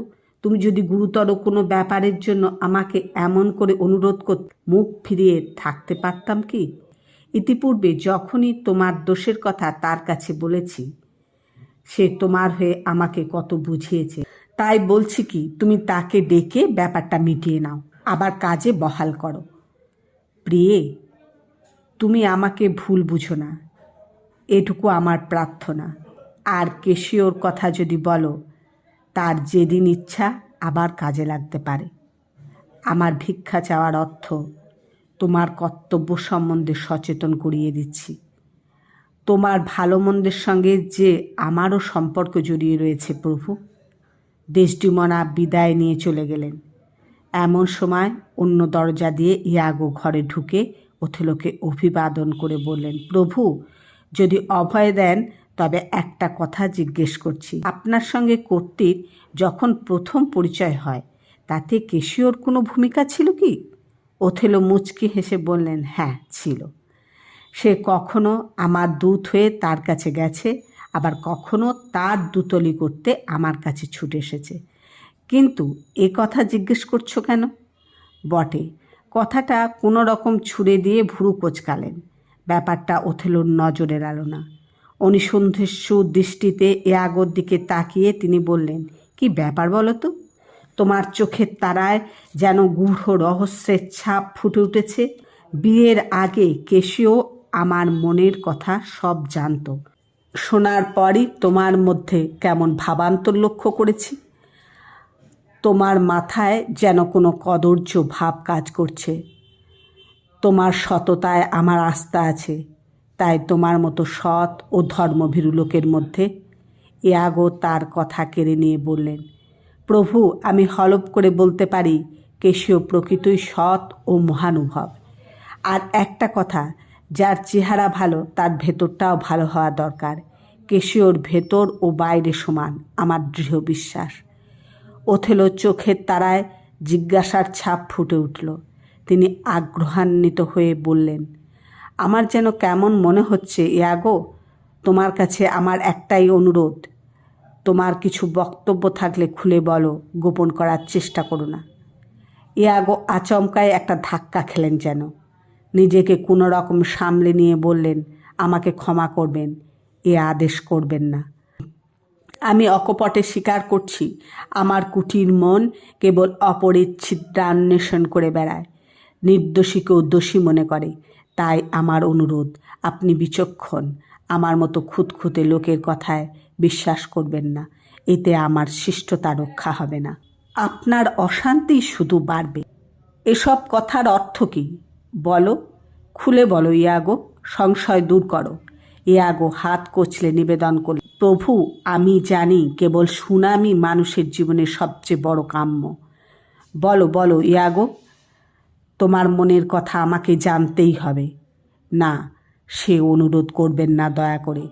দাম্পত্য জীবনে সংশয় সর্বনাশ ডেকে আনে। কুলটার প্রতি ভালোবেসে দেউলিয়া হলেও দুর্ধর্ষ যন্ত্রণায় দগ্ধে মরে। কিসের কথা বলছো ইয়াগো? কিসের ইঙ্গিত দিচ্ছ? খুলে বলো, কিসের সংশয়? কী বা প্রতারণা করছে আমার সঙ্গে? তুমি তো ভালোই জানো আমি সন্নিগ্ধ ও ভীত নই। হয় প্রেম, নয়তো ঈর্ষাকে চিরতরে নির্বাসন দেব আমি। স্বস্তির নিঃশ্বাস ছেড়ে ইয়াগো বললেন, হ্যাঁ, হাঁপ ছেড়ে বাঁচলাম প্রভু। আমি যা জানি বলবো কেন, এখনই বলছি। তবে মনে রাখবেন প্রভু, আমি এই মুহূর্তে প্রমাণের কোনো কথাই বলছি না। শুধুমাত্র এটুকু বলছি, কর্তৃমশাইয়ের দিকে একটু সতর্ক দৃষ্টি রাখবেন। মানে কেশিওর কথা বলছি। তার সঙ্গে কর্ত্রী কেমন মেলামেশা করেন, কেমন আচরণ করেন, লক্ষ্য রাখবেন। তবে মনে রাখবেন, আপনার আচরণে যেন সন্দেহ করার মতো কোনো ভাব না প্রকাশ পায়। আমাদের দেশের নারীদের চরিত্র সম্বন্ধে আমার খুব ভালো অভিজ্ঞতা রয়েছে। কথা আছে, দেবতারাও নারী চরিত্র অনুধাবন করতে পারেন না। স্বামীর চোখে ধুলো দেবার চেষ্টায় তারা প্রতিনিয়ত সচেষ্ট থাকে, আর কোনো কাজকেই তারা পাপ বলে মনে করে না। তাই বলছি কি, আমার কথায় বিশ্বাস করার দরকার নেই। গোপনে লক্ষ্য করে দেখুন না, সত্যি না মিথ্যে বলছি আমি। তুমি বলছো কি ইয়াগো? এ কি স্বপ্ন না সত্য? কি ভয়ঙ্কর কথা শোনালে ইয়াগো। ইয়াগো আগের মতোই হাত কচলে নিবেদন করলেন, একটা কথা ভেবে দেখুন না কেন, আপনাকে বিয়ে করে তিনি বৃদ্ধ পিতার সঙ্গে প্রতারণা করলেন। তারপর এমন ভাব দেখালেন যে আপনাকে দেখলেই যেন তার শরীরে কম্পন জাগে, বিতৃষ্ণায় মন বিষিয়ে ওঠে। হ্যাঁ, ঠিকই বলেছ ইয়াগো, তার এরকম আচরণ আমার নজরে আয়নি। তবেই ভেবে দেখুন, আপনার শ্বশুরমশাই তো গলা ছেড়ে চিৎকার করেছেন আপনি নাকি জাদুবিদ্যার দ্বারা তার অমন রূপসী কন্যাকে বশীভূত করেছেন। আপনার কিম্ভূতকিমাকার চেহারার দিকে তাকালে নাকি তার আত্মা পর্যন্ত শুকিয়ে আসে। এ কথা তাকে বলতে শুনেছি। আমি লক্ষ্য করেছি আপনি বড়ই বিচলিত হয়ে পড়েছেন প্রভু। আপনি বিশ্বাস করুন, শুধুমাত্র আপনার প্রতি অনুরাগবশতই মনের কথা ফাঁস করতে হলো। আমার একান্ত অনুরোধ, নিজের চোখে কিছু না দেখে, কোনো ঘটনার সাক্ষী না হয়ে হঠাৎ করে কোনো সিদ্ধান্ত নেবেন না। ভগবান করুন তিনি যেন চিরদিনই আপনার বিশ্বাসের পাত্রী হয়ে আপনার পাশে থাকতে পারেন। কিন্তু এমন অস্বাভাবিক প্রবৃত্তি ভাবতেও যে উৎসাহ পাচ্ছি না ইয়াগো। হ্যাঁ, ঠিক বলেছেন, অস্বাভাবিক প্রবৃত্তি, এমন অসামঞ্জস্য ভাব, অস্বাভাবিক ভাব। আমাকে ক্ষমা করুন, আর বলতে পারছি না। আমার সন্দেহ হচ্ছে মনের আবেগবশত আপনার গলায় বরমাল্য পুড়িয়ে দিয়ে এখন অনুশোচনার জ্বালায় দগ্ধে মরছে। ওথেলো বললেন, তোমার কাছে আমার একটাই অনুরোধ, আমি তো সতর্ক থাকবই, তুমিও ব্যাপারটার দিকে কড়া নজর রাখবে। ভালো কথা, তোমার স্ত্রীকেও বলবে তিনিও যেন লক্ষ্য রাখেন। ইয়াগো বিদায় নিয়ে দরজার দিকে এগিয়ে গেলেন। ওথেলো দীর্ঘশ্বাস ফেলে বললেন, হায়, এ কী করলাম, কেন বিয়ে করলাম? আজ কি অসহনীয় যন্ত্রণায় দগ্ধে মরতে হচ্ছে আমাকে, কি জ্বালা, কি মর্মান্তিক। ইয়াগো যেতে যেতে থমকে দাঁড়ালেন, ঘাড় ঘুরিয়ে তাকিয়ে বললেন, প্রভু, আমার একটাই অনুরোধ, ব্যাপারটাকে নিয়ে যেন আবার তুলকালাম কাণ্ড বাঁধিয়ে দেবেন না। আগে নিজের চোখে কিছু দেখুন, তারপর না হয় সিদ্ধান্ত নেবেন। আর একটা কথা, অন্তত কিছুদিন কর্ত্রীর সঙ্গে নির্দোষীর মতো আচরণ করবেন। ওথেলো দীর্ঘশ্বাস ফেলে বললেন, ঠিক আছে, কথা দিলাম। নিজের চোখে অশালীন আচরণ কিছু না দেখা পর্যন্ত আগের মতোই তার সঙ্গে আচরণ করব। ইয়াগো যথোচিত সম্ভাষণ সেরে প্রফুল্ল মনে বিদায় নিলেন। ওথেলো একাকী আকাশ পাতাল ভাবতে লাগলেন, আমি স্বেচ্ছা নির্বাসন নেব। আমার পবিত্র প্রেম রাজ্যে কাউকেও এতটুকু অধিকার দেব না। দরিদ্রের ঘরেও এমন ব্যভিচার নজরে পড়ে না। আমার কুৎসিত আকৃতি, স্বেচ্ছাচারী কাম দগ্ধা নারী আমাকে ছেড়ে অন্য পুরুষকে ভজনা করছে। কুলটার পতি সেজে আমি এতদিন আত্মপ্রসাদ লাভ করেছি, কি দুঃসহ যন্ত্রণা আমার হৃৎপিণ্ডটাকে কুড়ে কুড়ে খাচ্ছে। ওথেলো যখন আপন মনে ভবিষ্যৎ কর্তব্য নির্ধারণে মগ্ন, ঠিক তখনই ডেসডিমোনা ধীর পায়ে তার পিছনে দাঁড়ালেন। মুচকে হেসে তিনি বললেন, প্রিয়তম, এখানে একা দাঁড়িয়ে এমন উদাস দৃষ্টিতে কি ভাবছ? ওথেলো পিছন ফিরলেন, বিষণ্ণ মুখে বললেন, কই কিছু না তো। তারপর কি খবর বলো। কথা বলতে বলতেই ডেসডিমোনার গলার রুমালটার দিকে তাকিয়ে বললেন, এতটুকু একটা রুমাল গলায় বেঁধেছ কেন? ভালো রুমাল নেই তোমার? রুমালটা খুলে ডেসডিমোনা হাতে নিলেন। অসাবধানতাবশত মাটিতে পড়ে গেল। ডেসডিমোনা কথাটা না বাড়িয়ে বললেন, কি হলো তোমার, শরীর খারাপ কি? ঘরে চলো, বিশ্রাম করলে সুস্থ হয়ে উঠবে। ডেসডিমোনা একরকম জোর করেই স্বামীকে শোবার ঘরে নিয়ে গেল। কিছুক্ষণ পরে এমিলিয়া সেখান দিয়ে যাবার সময় ডেসডিমোনার গলা রুমালটা কুড়িয়ে পেলেন। তিনি রুমালটার দিকে তাকিয়ে ভাবতে লাগলেন, এতদিনে কাজ হাসিল হলো। এটাকে চুরি করার জন্য আমার কর্তা কতদিন ধরে উস্কানি দিচ্ছেন, আজ সহজেই হাতে পাওয়া গেল। এটা দিয়ে যে তার কি উদ্দেশ্য সিদ্ধ হবে কে জানে, মরুকগে। রুমালটা তার হাতে দিয়ে খুশি করতে পারলেই হলো। আপন মনে কথাগুলো বলতে বলতে তিনি ইয়াগোর কাছে গেলেন। রুমালটা তার সামনে ধরে বললেন, তোমার বহু আকাঙ্ক্ষিত রুমালটা আজ বিনা চেষ্টাতেই পেয়ে গেলাম। এটা নিয়ে কি বকশিস দেবে, দাও। ইয়াগো রুমালটা হাতে নিয়ে জিজ্ঞাসা করলেন, কি করে পেলে? চুরি করলে নাকি গো? চুরি করতে যাব কেন, বারান্দায় কুড়িয়ে পেলাম। কর্ত্রীর হাত থেকে পড়ে গেছে হয়তো, সুযোগ বুঝে নিয়ে এলাম তোমাকে খুশি করতে। তোমাকে অশেষ ধন্যবাদ, রুমালটা আমার বড় উপকারে লাগবে।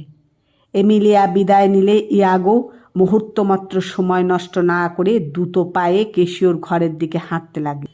তার পোশাকের মধ্যে গোপনে গুজে রাখলেন যাতে অনায়াসেই তার চোখে পড়ে। তার উদ্দেশ্য সংশয়ী ওথেলোর চোখে যেন তার প্রমাণস্বরূপ ধরা দেয়। সেনাপতির কানে একটু আগে যে বিষ ঢেলে দিয়েছেন তা যেন প্রত্যক্ষভাবে ক্রিয়া করে। তিনি যেন গোপনে তার ঘরে ঢুকেছিলেন, তেমনি গোপনে কাজ হাসিল করে ঘর থেকে বেরিয়ে অস্থির চিত্ত ওথেলো দুর্গের সামনে একা পাচারি করছিলেন। তার মনে সুখ নেই, শান্তি নির্বাসিত। তিনি আপন মনে বলতে লাগলেন, আমার পত্নী পাপ আচরণে প্রবৃত্ত হলেও আমার কোনো যন্ত্রণা হতো না যদি তা আমার অগোচরেই থেকে যেত। আমি অজ্ঞতা আঁধারে সুখেই থাকতে পারতাম, কিন্তু আজ এ কি দুঃসহ যন্ত্রণা আমাকে পেয়ে বসল। বৈরী নাশী যার একমাত্র ব্রত, সেই যোদ্ধা ওথেলো আজ অন্তর্জ্বালায় দগ্ধে মরছে। আর কি হারানো আনন্দ ফিরে পাবো কোনো দিন? এতদিনে আমার জীবনের ব্রত বুঝিবার সাঙ্গ হলো। এমন সময় ধীর পায়ে ইয়াগো ওথেলোর সামনে এসে দাঁড়ালো। ক্রোধোন্মত্ত সিংহের মতো গর্জে উঠলেন ওথেলো। ইয়াগো, তুমি আমার শান্তি বিঘ্নিত করছো। আমার স্ত্রীকে কুলটা বলেছ। নিশ্চিত প্রমাণ তোমাকে দিতে হবে, জেনে রেখো, নইলে আমার ক্রোধাগ্নিতে জ্বলে পুড়ে খাক হতে হবে তোমাকে। চাই চাক্ষুষ প্রত্যক্ষ প্রমাণ, অকাট্য প্রমাণই কেবল নয়। ইয়াগো হাত কুচলে নিবেদন করলেন, প্রভু, আপনার মঙ্গল হোক, ফিরে আসুক শান্তি সুখ।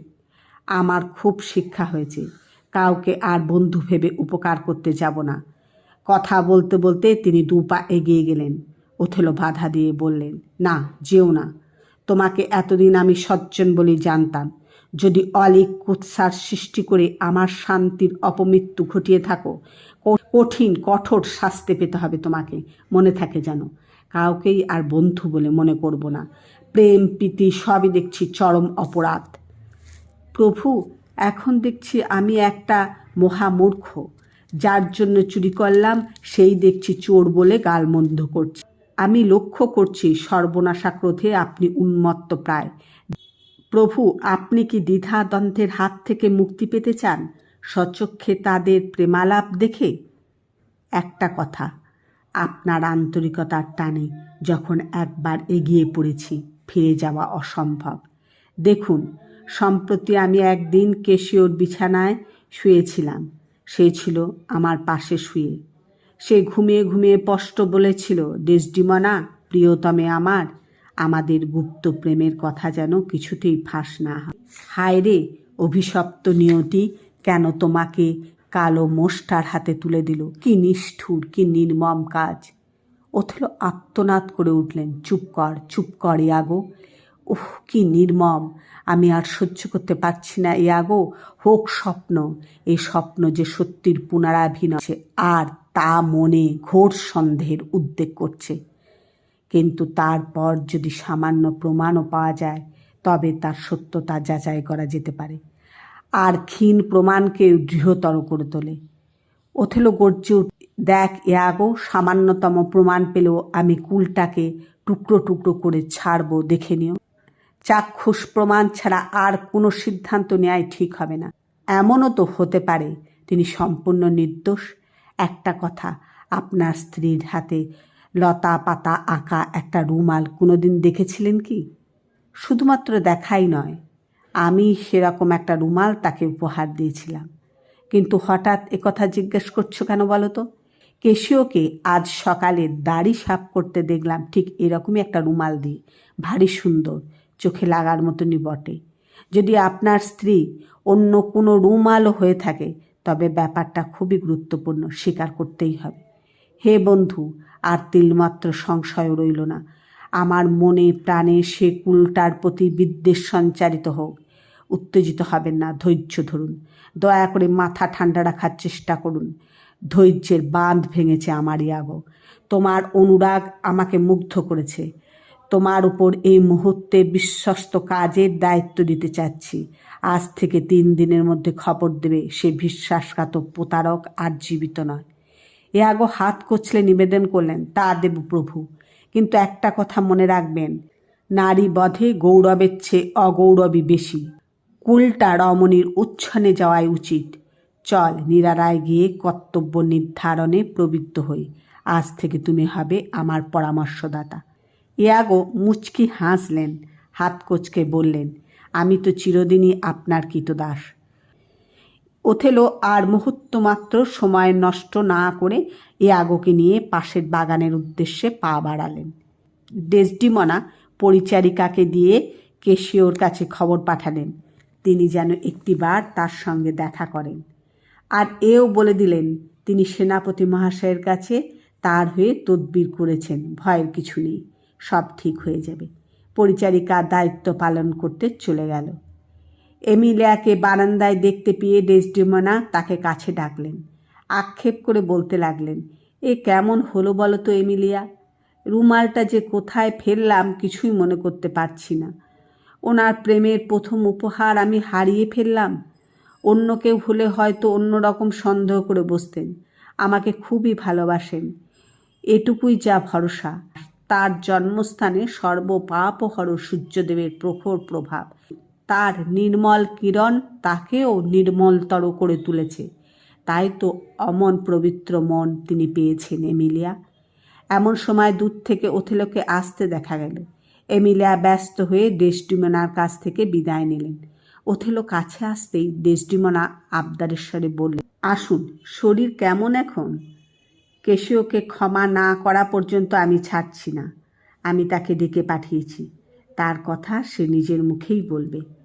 ওথেলো আসল কথা পারলেন। প্রিয়তমা, আমার খুব সর্দি করেছে, তোমার রুমালটা একবারটি দাও তো। ডেসডিমোনা কেমন যেন বিব্রত বোধ করলেন। তিনি আমতা করে বললেন, রুমাল? কোন রুমাল? তার মুখের কথা কেড়ে নিয়ে ওথেলো বলল, কোন রুমাল আবার? আমার প্রেমের নিদর্শন স্বরূপ প্রথম উপহার। ডেসডিমোনাকে নীরব দেখে ওথেলো সখেদে বলে উঠলেন, সে কি, চুপ করে আছো কেন? কোথায় ফেলে রুমালটা? এক বৃদ্ধা আমার মাকে ওটা দিয়েছিলেন। রুমালটা দিয়ে বৃদ্ধা বলেছিলেন, যতদিন এটার সঙ্গে থাকবে ততদিন স্বামী সোহাগিনী হয়ে থাকবে, হারালেই স্বামী অন্য নারীর প্রতি আসক্তা হবেন। আমার মা মৃত্যুকালে ওটা আমার হাতে দিয়ে বলেছিলেন, কোনো দিন বিয়ে করলে স্ত্রীর হাতে যেন তুলে দিই। আমিও তাই তোমার হাতে ওটা তুলে দেওয়ার সময় সতর্ক করে দিয়েছিলাম। তুমি জানো না প্রিয়া, সেই রুমালের সুতোর পাকে পাকে কুহুক জড়িয়ে রয়েছে। 200 বছরের এক কুহুকিনী বৃদ্ধা, যখন দেবতার ভর তার ওপর হয়েছিল তখন সে রুমাল বুনেছিল, আর তার মাতা মৃতা কুমারীর হৃৎপিণ্ডের রসে ভেজানো। তাই বলছি কি, রুমালটাকে সাবধানে রেখো, হারায় না যেন। ডেসডিমোনা বিস্ময় প্রকাশ করে বললেন, কিন্তু তুমি এমন উত্তেজিত হয়ে কথা বলছো কেন? বুঝছি না তো। রুমালটা বোধহয় হারায়নি, আর যদি বা হারিয়েই থাকি। ওথেলো তার কথা কেড়ে নিয়ে বললেন, হারিয়ে যদি না থাকো নিয়ে এসো তো দেখি। ডেসডিমোনা বললেন, রুমালের কথা বাদ দাও, পরে না হয় দেখা যাবে, কিন্তু কেশিওর কথা কি চিন্তা করলে? তাকে আবার কাজে নিযুক্ত করেছে তো? কেশিওর ব্যাপারটা কিন্তু আসল নয়। এই মুহূর্তে আমার কাছে রুমালের ব্যাপারটা আসল বলেই মনে করছি। বললাম তো, রুমালের ব্যাপারটা পরে ভেবে দেখব। কেশিওর কথা পরে ভেবে দেখব। রুমালটার খোঁজ করো, আমার কথা রাখো, কেশিওর কথা বলো। থাক তোমার কেশিওর কথা নিয়ে। ওথেলোর কথাটা কোনো রকমে বলে উত্তেজিতভাবে ঘর থেকে বেরিয়ে গেলেন। এমিলিয়া এগিয়ে এসে বললেন, প্রভু, রুমালের ব্যাপারটা নিয়ে বড়ই ভাবিত দেখছি। ডেসডিমোনা দীর্ঘশ্বাস ফেলে বললেন, হায়, কেন রুমালটা হারালাম? সামান্য একটা রুমালের জন্য এমন নিষ্ঠুর আচরণ করলেন আমার উপর। কথায় আছে, দুদিন কেন, সারা জীবন ঘর করেও মানুষ চেনা যায় না। আমরা যেন পুরুষের হাতের পুতুল। সামান্য ঘটনায়ও তারা আমাদের অপমান করতে পিছপা হয় না। এমন সময় কেশিও ও ইয়াগোকে আসতে দেখা গেল। ইয়াগোকে বলতে শোনা গেল, ঘাবড়াবার কিছুই নেই, কর্তৃকে দিয়েই কাজ হাসিল করতে হবে। তোমার বরাত ভালো, ওনাকে হাতের কাছেই পাওয়া গেল। ডেসডিমোনা এগিয়ে গিয়ে জিজ্ঞাসা করলেন, কেশিওকে, নতুন কোনো খবর আছে কিনা? কেশিও বিনীত নিবেদনে বললেন, দেবী, নতুন খবর আর কি থাকতে পারে? যা কিছু খবর আপনিই দেবেন। আমার একটাই অনুরোধ, আমার দোষ ক্ষমা করে আবার পূর্বপদে বহাল করুন।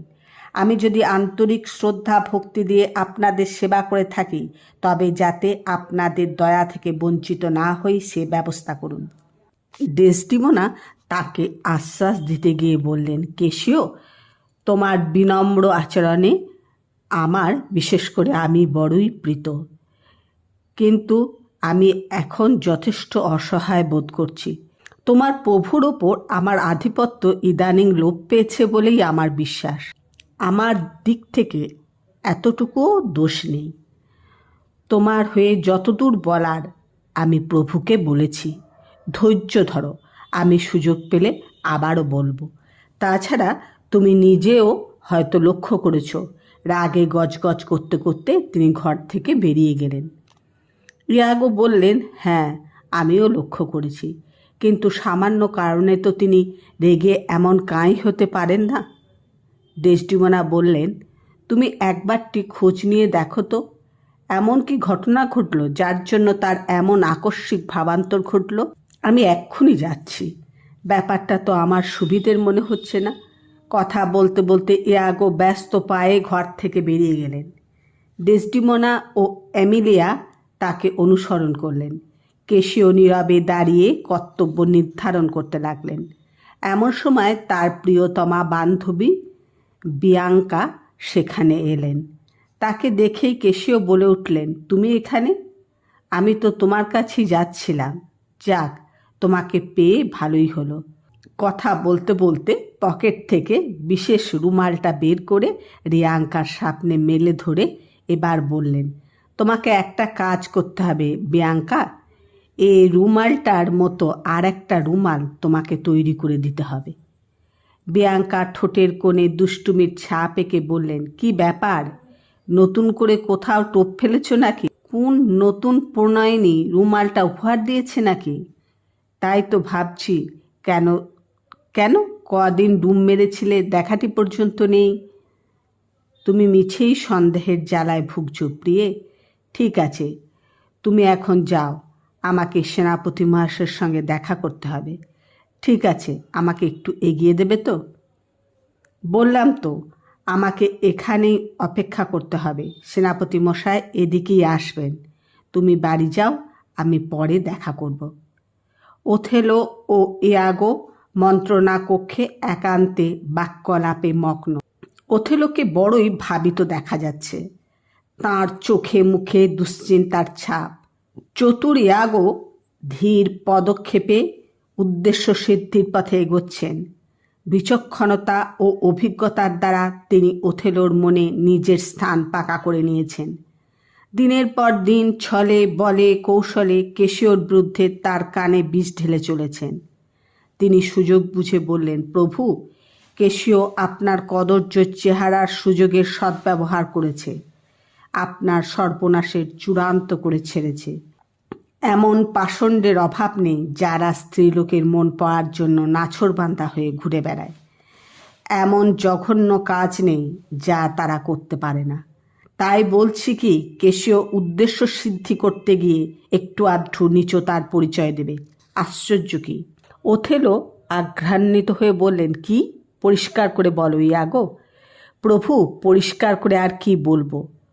ওদের নির্জনে আমোদ প্রমোদের কথা বলছিলাম।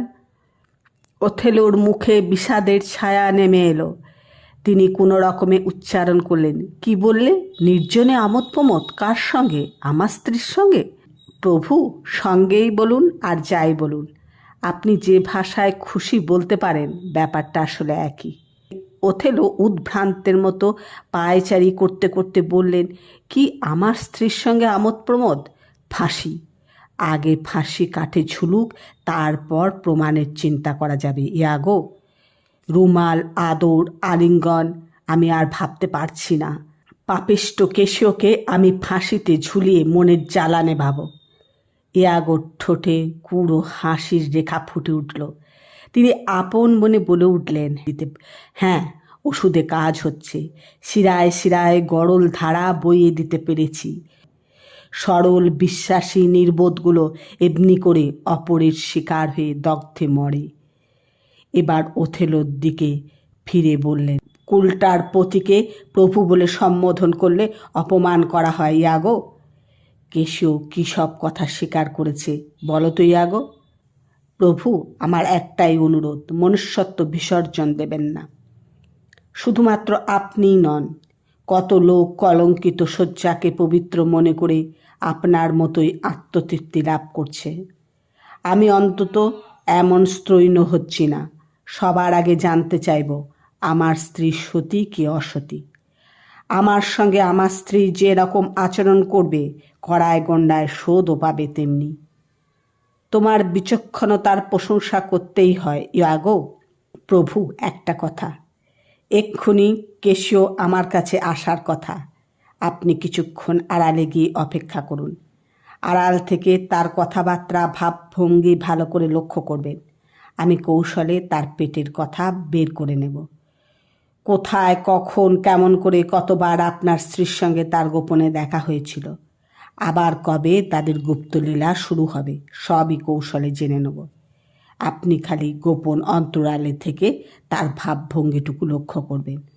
তবে একটা কথা, ধৈর্য হারাবেন না যেন, নইলে বুঝব প্রতিহিংসা আপনার বিবেক চৈতন্য একবারে লোপ করে দিয়েছে। ইয়াগোর পরামর্শ অনুযায়ী ওথেলো অন্তরালে গিয়ে গা ঢাকা দিয়ে রইলেন। ওথেলো বিদায় নিলে ইয়াগো আপন মনে বলে উঠলেন, কেশিও এলে তার সঙ্গে তার সেই রক্ষিতার প্রসঙ্গ পারব। মেয়েটা কেশিওর জন্য পাগল।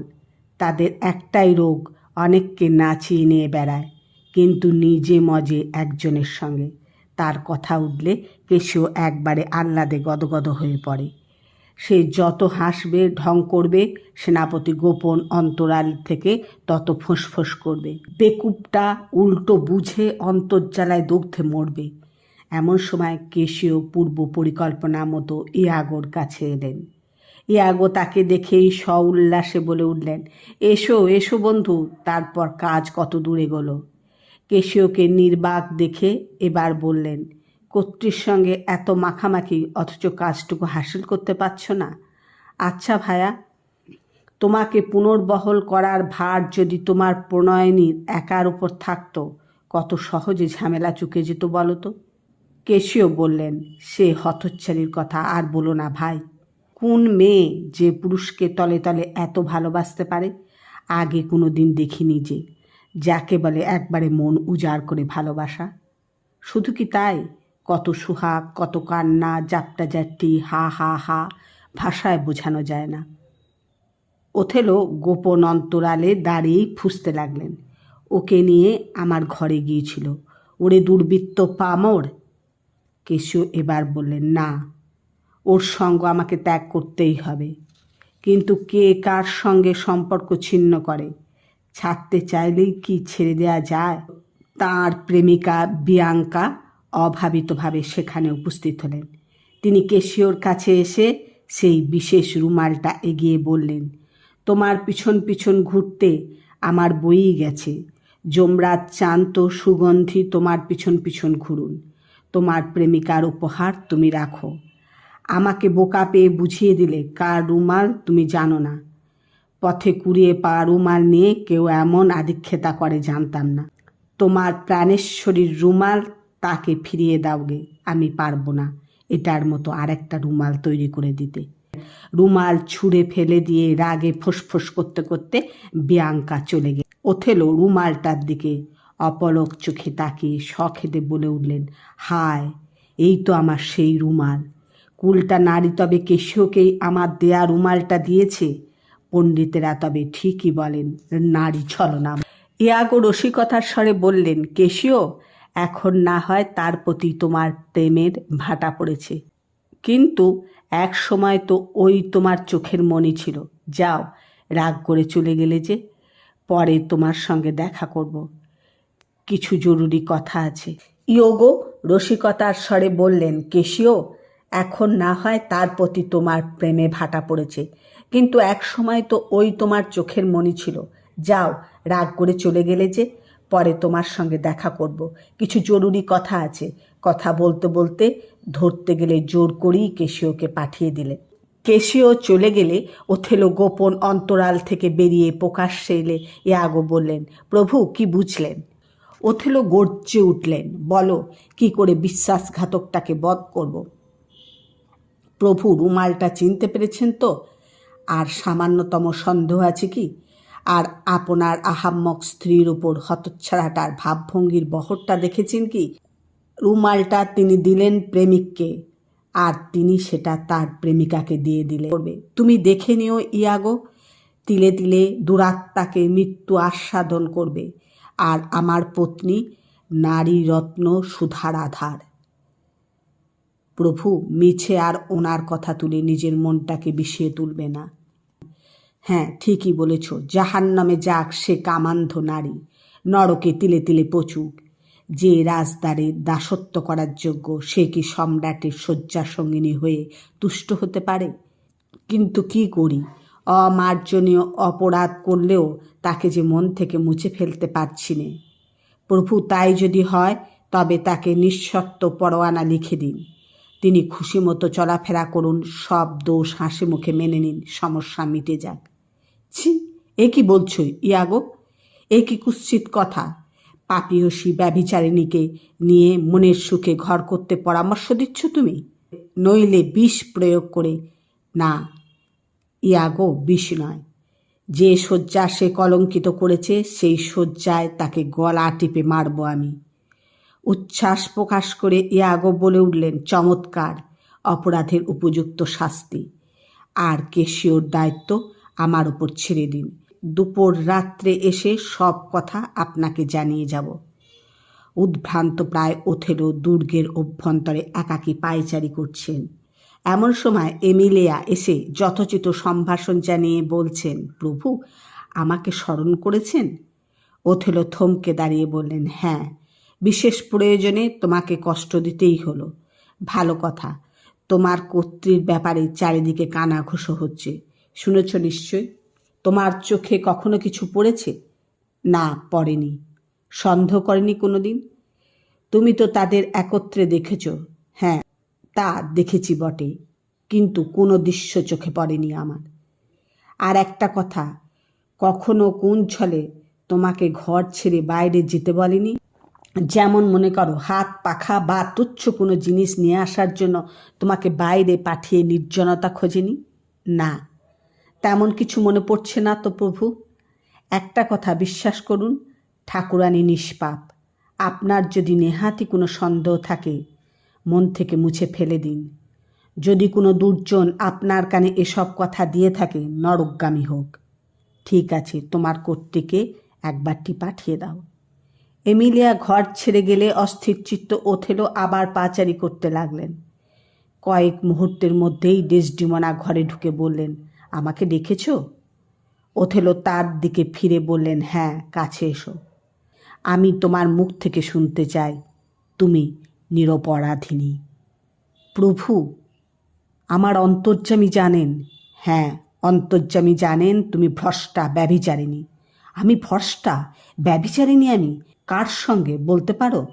তুমি মিছে কেন এমন কষ্ট পাচ্ছ স্বামী? মিছে কষ্ট? বিধাতা যদি কঠোর দুঃখ যন্ত্রণা আমাকে দগ্ধে মারতেন, নির্মম দারিদ্র্যের জ্বালায় জর্জরিত করতেন, ধৈর্য ধরা সম্ভব ছিল, কিন্তু এই যন্ত্রণা। তার মুখের কথা কেড়ে নিয়ে ডেসডিমোনা বললেন, প্রভু তুমি কি আমাকে প্রতিব্রতা নারী বলে জানো না? তোমার ভালোবাসার কি ভাটা পড়েছে ইদানিং? হ্যাঁ, তোমার মতো প্রতিব্রতা দ্বিতীয় আর কেউ নেই। আমি কি অজ্ঞাতে কোন অপরাধ করে তোমার উষ্মার কারণ হয়েছি খুলে বলো প্রভু, কি আমার অপরাধ? চমৎকার, কুৎসিত কুলোটা বলে কি অপরাধ আমার? ব্যভিচারিণী, তোমার কুকীর্তির কথা উচ্চারণ করে এমন সুন্দর সকালটাকে নষ্ট করতে চাই না। তোমার কলঙ্কের ভয়ে সূর্যের প্রবাহ ম্লান হয়ে যাবে। নির্লজ্জ গণিকা বলে কিনা কি করেছি, কি অপরাধ আমার? ধর্মসাক্ষী, তোমার দোষারোপ মিথ্যা। কি বললে? তুমি গণিকা নও? কুলোটা ব্যভিচারিণী নও তুমি? ধর্মসাক্ষী করে আমি আবারও বলছি, আমি কখনোই দ্বিচারিণী নই। তোমার নামে শপথ করে বলতে পারি, তোমাকে ছাড়া দ্বিতীয় কোনো পুরুষের প্রতি আমার আসক্তা নেই। মুহূর্তের জন্য যদি আমি পরপুরুষকে অন্তরে ঠাঁই দিয়ে থাকি, আমার স্বর্গপথ রুদ্ধ হোক। হ্যাঁ, তুমি তো স্বর্গের লোভে লালায়িতই বটে। স্বর্গ থেকে রথ এলো বলে তোমাকে নিয়ে যেতে। বিদ্রুপাত্মক স্বরে কথা কটা বলতে বলতে ওথেলো দ্রুত ঘর থেকে বেরিয়ে গেলেন। অন্য দরজা দিয়ে ইয়াগো ধীর পায়ে ঘরে ঢুকে ছোট করে বললেন, মহাশয়া, শুনলাম আপনাকে ডেকে পাঠিয়েছেন। ডেসডিমোনা ঘাড় ঘুরিয়ে তাকালেন, তার চোখের কোণে জল। ইয়াগো কৃত্রিম বিস্ময়ের ছাপ চোখে মুখে এঁকে বললেন, দেবী, আপনার চোখে জল, কি হয়েছে? রুমালে চোখ মুছে ডেসডিমোনা কোনো রকমে উচ্চারণ করলেন, আমার পতিদেবতা আমাকে কুলটা আর দ্বিচারিণী বলে সোহাগ করে গেলেন। তাই নাকি? হঠাৎ এরকম সম্ভাষণ, কারণ কি বলতে পারেন? আমি কেবল এইটুকুই জানি, আমি নিষ্পাপ, নিষ্কলঙ্ক। চোখ মুছুন, কাঁদবেন না। বুড়ো বাপকে ছেড়ে আত্মীয় স্বজনের সঙ্গে সম্পর্ক ছিন্ন করে বিদেশের মাটিতে আসা কি এরকম লাঞ্ছনা গঞ্জনা সহ্য করার জন্য? কিন্তু ভেবে পাচ্ছি নে ওনার মাথায় এরকম অনার সৃষ্টি খেয়াল কি করে ভর কর। এখন উপায় কিছু করো যাতে প্রভুর বিরাগ দূর করি। তোমাকে প্রকৃত সহৃদয় বলে জানি ইয়াগো। এমন কিছু বলো যাতে আমার গুণমণির মন থেকে সন্দেহের বীজ দূর করতে পারি। জানি না কোন অপরাধে আমার স্বামী আমার উপর এমন রুষ্ট হয়েছেন।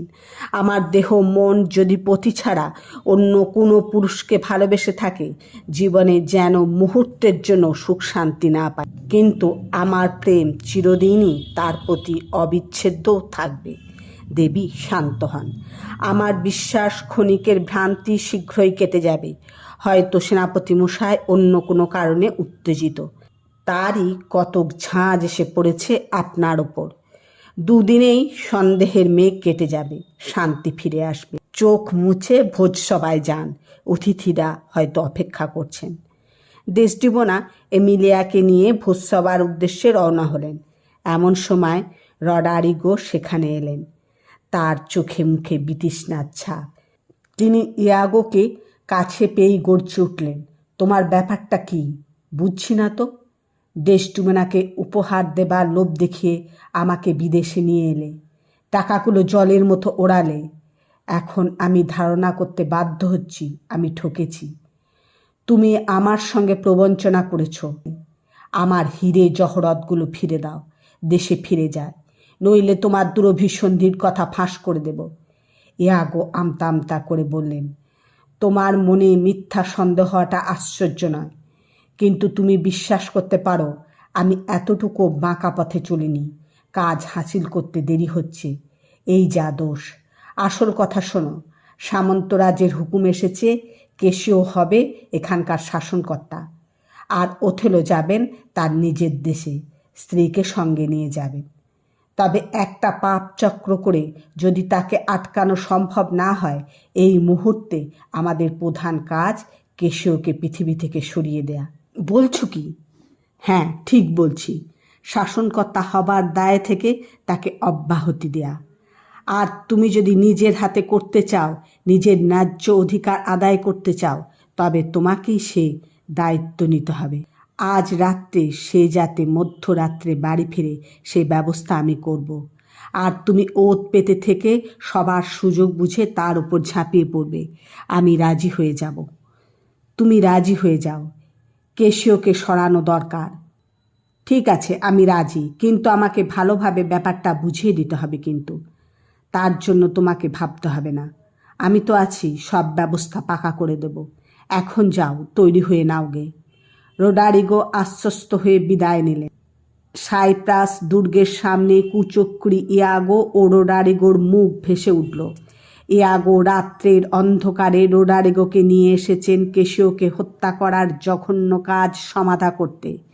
ইয়াগো তাকে শেষবারের মতো সতর্ক করে দিতে গিয়ে বলল, যাও, ওই অন্ধকার কোণে ওত পেতে থাকো গে, ভয় নেই, আমি কাছাকাছি থাকবো। মনে রাখবে, হয় জয় নয় দুঃসহ জয়।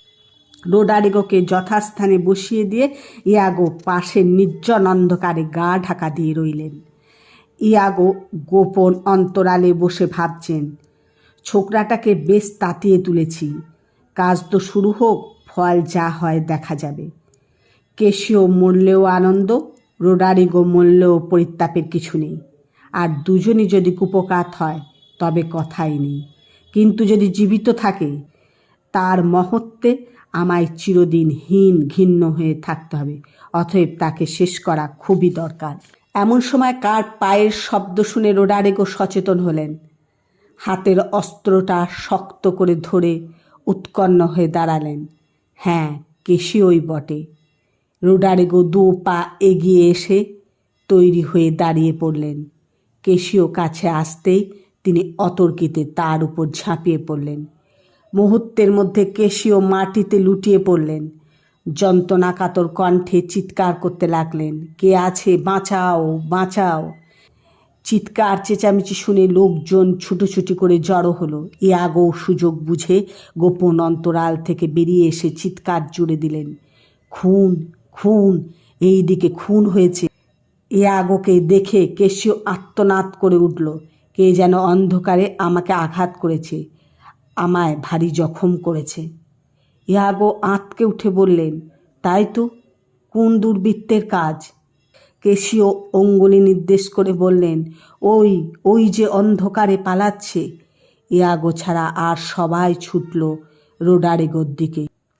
জনতার আক্রমণে রোডারিগোকে নিষ্ঠুরভাবে প্রাণ দিতে হল। খবরটা শুনে ইয়াগোর ঠোঁটে হাসির রেখা ফুটে উঠল। ওথেলোর শয়নকক্ষ, ডেসডিমোনা নিদ্রিত। ঘরের কোণে একটা প্রদীপ জ্বলছে, ঘরে হালকা আলো। ওথেলো নিঃশব্দে ঘরে প্রবেশ করলেন। মুহূর্তকাল নিদ্রাতুরা স্ত্রীর মুখের দিকে তাকিয়ে রইলেন। এক সময় প্রায় ফিসফিসিয়ে আপন মনে বলতে লাগলেন, আমার অন্তর্যামী, তুমি তো জানো কেন আমি এ কঠিন ব্রত গ্রহণ করেছি। তার মৃত্যু আজ সুনিশ্চিত। আগে আলোটা নিভিয়ে দিই, তারপরে জীবন প্রদীপ নিভিয়ে দেব। কথা বলতে বলতে স্ত্রীর ওষ্ঠে বিদায় চুম্বন দিলেন পরপর 3 বার। ওথেলোর স্পর্শে ডেসডিমোনার ঘুম ভেঙে গেল। চোখ মেলে তাকালেন তিনি। ওথেলো বললেন, আজ শোবার আগে ঈশ্বরকে স্মরণ করেছিলে? তার চরণে যদি সম্প্রতি সামান্য অপরাধও করে থাকো, মার্জনা ভিক্ষা করে নাও, তারপর মৃত্যুর জন্য তৈরি হও। আমি চাই না মৃত্যুর পর তোমার অধোগতি হোক। মৃত্যু? কি বলছো প্রভু?